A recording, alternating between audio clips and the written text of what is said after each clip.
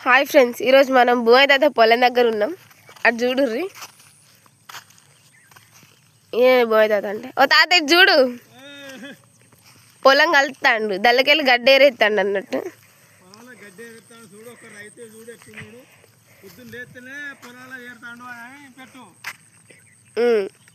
10 రోజుల నుంచి పొద్దున నేను లేచే వరకు వస్తాడు, ఏరుతాడు. ఒక 2-3 గంటలు ఏరి పోతాడు.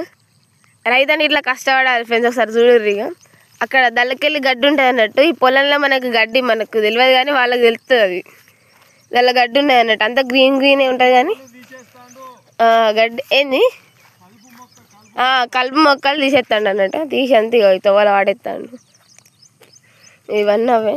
ఒక 10 days నుంచి ఇదే దిల్లనే తిరుగుతాడు. ఈ మళ్ళీ తిరుగుతాడు కానీ అయితే ఉడతలేదు. బాగున్నాయంట ఫ్రెండ్స్ దిల్ల గడ్డి. తాత నీ ఏజ్ ఎంత ఉంటుంది తాత? 60 ఉంటాయట. 60 ఏజ్కి ఇంత పని చేస్తాడు.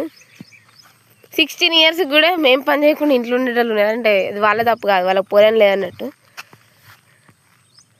60 years ఏజ్కి ఇంత కష్టపడతాను ఫ్రెండ్స్. చూడుర్రి. ఫార్మర్కి ఒక లైక్ కామెంట్ ఖచ్చితంగా వేయాలి.